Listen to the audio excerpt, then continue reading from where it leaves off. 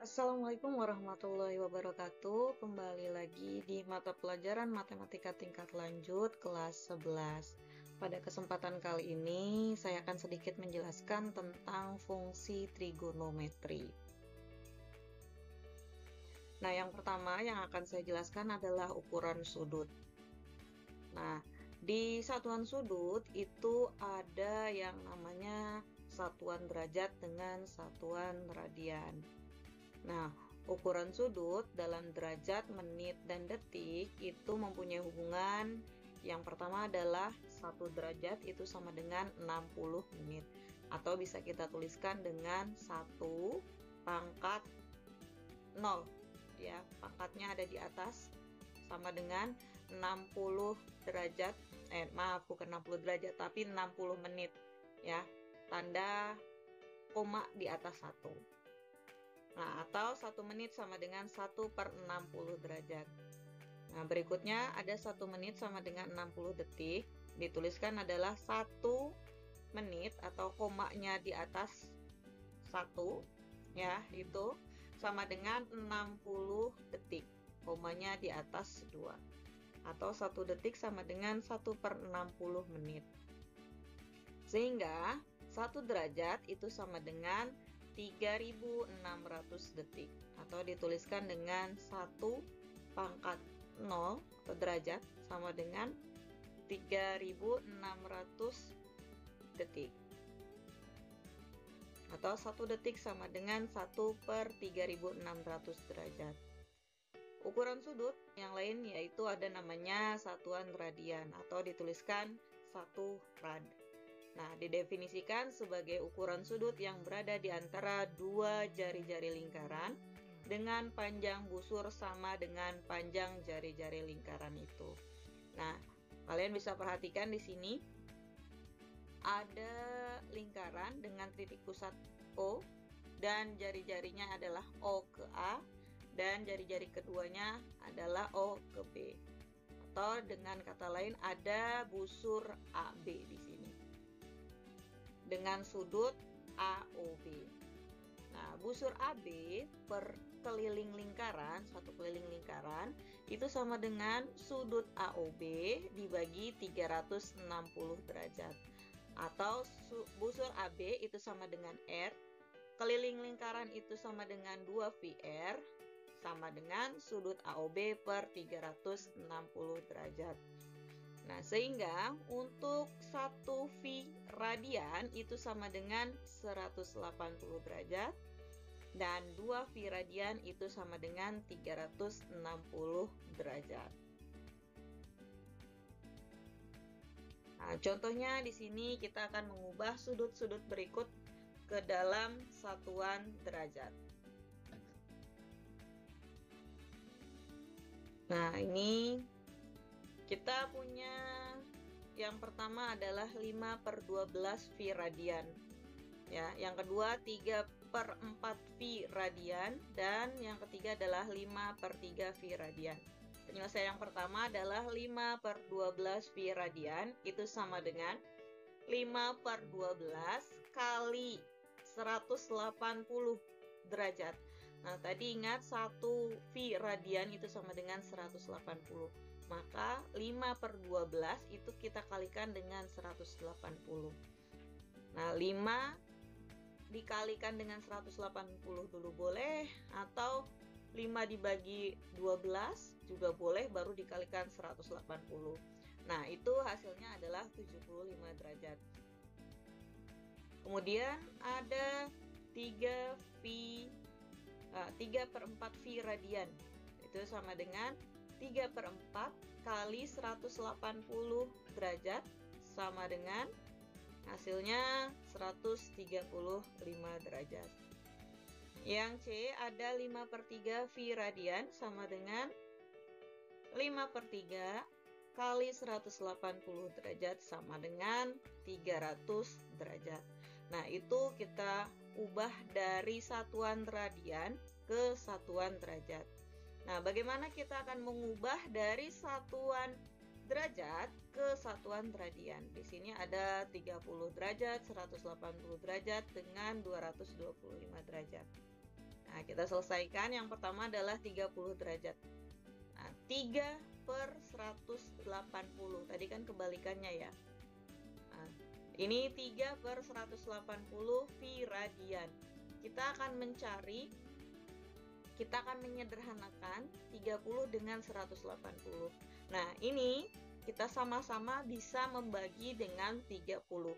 Jadi hasilnya 30 dibagi 30 itu adalah 1, dan 180 dibagi 30 adalah 6. Jadi 30 derajat itu sama dengan 1/6 V radian. Yang B itu adalah 120 derajat. Itu sama dengan, jadi 120 dibagi 180 V radian. Sama dengan, nah ini kita bisa bagi dengan 60. Yang 120 dibagi 60 hasilnya dapat 2, dan 180 dibagi 60 hasilnya dapat 3. Jadinya 2/3 V radian. Nah, yang ketiga ada 225 derajat. Nah, ini juga sama, kita bagi dengan 180 ya. Kita bagi dengan 45 ya, 225 dibagi 45 itu dapat 5, dan 180 dibagi 45 itu dapat 4. Jadi 225 derajat itu sama dengan 5/4 V radian. Nah, begitu untuk mengubah dari satuan derajat ke radian, atau dari satuan dari radian ke derajat atau derajat ke radian. Nah, ada yang kedua adalah fungsi periodik. Jadi, jika suatu fungsi memiliki sifat yang memenuhi fungsi X ditambah P sama dengan fx, maka fungsi tersebut dapat disebut sebagai fungsi periodik dengan periode P. Nah, dikatakan periodik karena terdapat nilai periode yang berulang yang memenuhi sifat sebuah fungsi. Nah, di sini ada gambar yang pertama adalah grafik dari fungsi sin ya, yang berwarna biru. Kemudian ada yang kedua adalah grafik persegi yang berwarna kuning. Yang ketiga adalah grafik segitiga yang berwarna hijau, dan yang keempat adalah grafik gergaji ya, bentuknya ini berwarna orange. Nah, ini adalah fungsi periodik, dia fungsinya berulang. Nah, kalau dilanjutkan dia akan terus seperti ini. Kemudian ada perbandingan trigonometri. Perhatikan segitiga siku-siku ABC di samping. Ini ada fungsi segitiganya dengan titik sudut siku-siku di C. Panjang sisi di hadapan sudut A, sisi depan, nah dinamakan A. Panjang sisi di hadapan sudut B, itu disebut sisi samping, dinamakan B. Dan panjang sisi di hadapan sudut C, itu sisi miring, dinamakan C. Nah, ini A besar, B besar, dan C besar. Nah, A kecil itu dinamakan depan, B kecil dinamakan samping, C kecil itu dinamakan miring. Dengan sudut yang dilihat adalah sudut alfanya. Ini yang ada di sudut A di sini, ya. Nah, kita akan mencari perbandingan trigonometri. Yang pertama adalah sin alfa. Dilihat sudut yang kita lihat adalah sudut alfanya. Sin alfa itu sama dengan A per C. Ya, A per C itu sama dengan sisi depan dibagi sisi miring. Ya, atau biasa saya singkat dengan sin D mir. Kemudian ada cos alfa per, nah, cos alfa itu sama dengan B per C.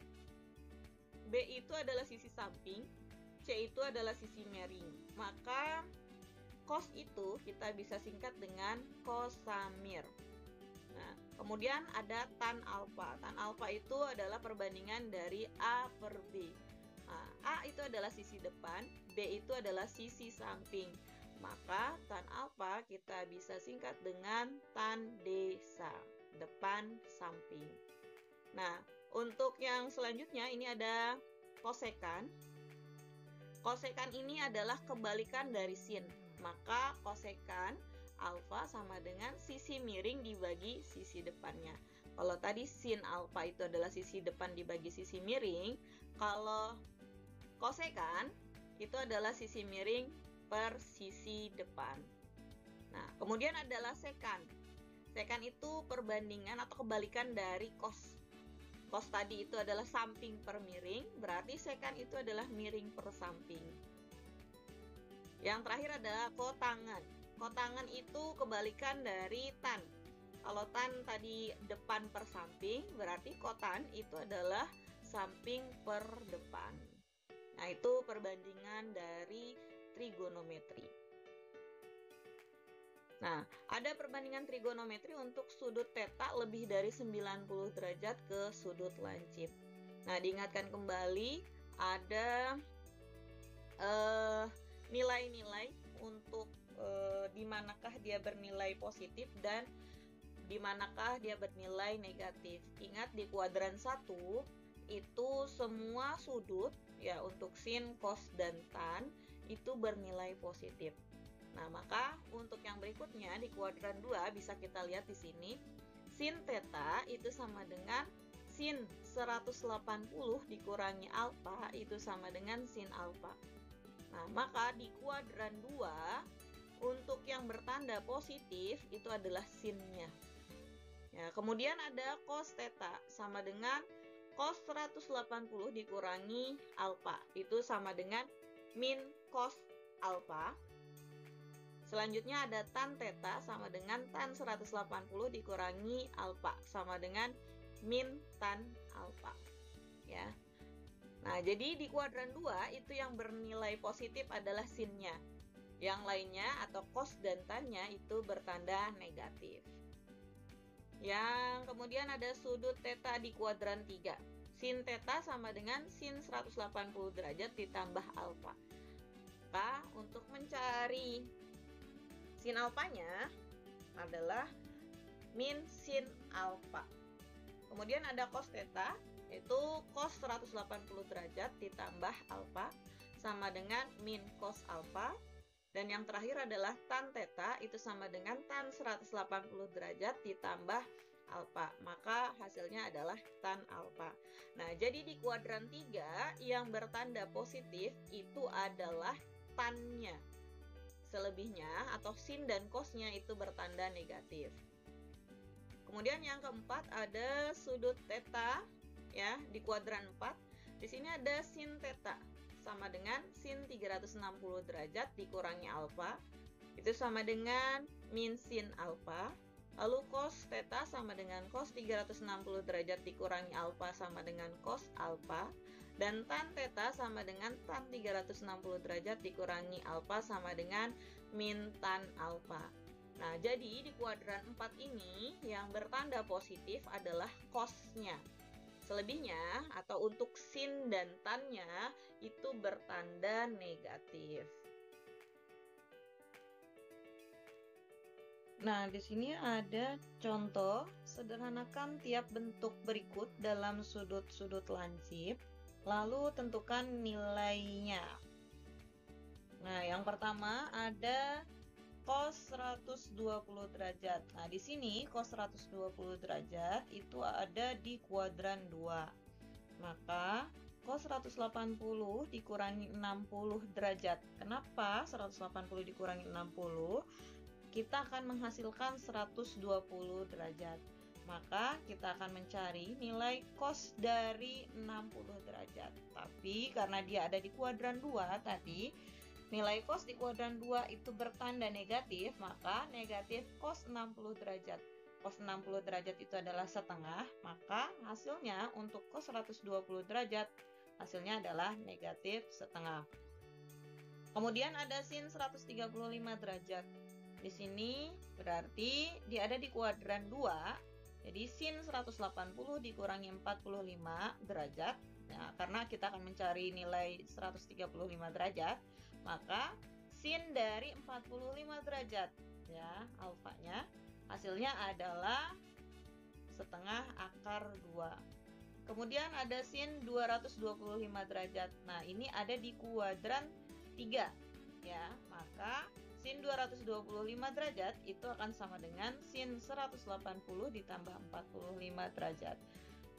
Artinya kita akan mencari nilai negatif dari sin 45 derajat. Karena di kuadran 3, sin itu bertanda negatif. Maka hasilnya adalah negatif setengah akar 2. Yang keempat atau yang D-nya ada tan 240 derajat, ini juga ada di kuadran 3.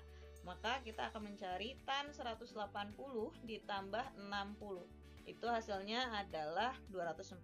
Maka kita akan mencari nilai tan 60 derajat. Nah, bagaimana cara mencari nilai tan 60 derajat? Nah, sebelumnya saya sudah menjelaskan untuk mencari nilai cos dan sin dengan menggunakan jari sudut istimewanya. Nah, sekarang ada tan 60. Tan itu adalah perbandingan antara sin per cos. Maka ketika tan alfa itu akan kita cari dengan cara sin alfa dibagi dengan cos alfa. Di sini alfanya adalah 60. Maka tan 60 derajat itu sama dengan sin 60 derajat dibagi dengan cos 60 derajat. Kita cari dulu sin 60 derajat itu adalah setengah akar 3 dan cos 60 derajat itu adalah setengah. Maka setengah dibagi setengah itu hasilnya 1. 1 dikali dengan akar 3 hasilnya adalah akar 3. Maka tan 60 derajat itu sama dengan akar 3. Yang E ada cos 300 derajat. Nah, cos 300 derajat ini ada di kuadran 4. Maka cos 360 dikurangi 60 derajat. Nah, karena dia cos dan di kuadran 4, maka cos ini bertanda positif. Jadi cos 60 derajat akan sama dengan cos 360 derajat. Jadinya setengah. Kemudian yang terakhir ada tan 315 derajat. Jadi tan 360 dikurangi 45 derajat. Nah, tan di kuadran 4 dari 315 derajat ya, itu akan sama dengan tan 45 derajat, tapi negatif ya. Nah, jadi negatif tan 45 derajat. Cara mencarinya sama dengan yang tadi, yang di D. Nah, karena di sini ada negatif, seharusnya hasilnya adalah tan 45 derajat itu 1. Karena dia di kuadran 4, maka hasilnya adalah negatif 1. Nah, itu tadi sedikit tentang fungsi trigonometri. Semoga bermanfaat. Terima kasih. Wassalamualaikum warahmatullahi wabarakatuh.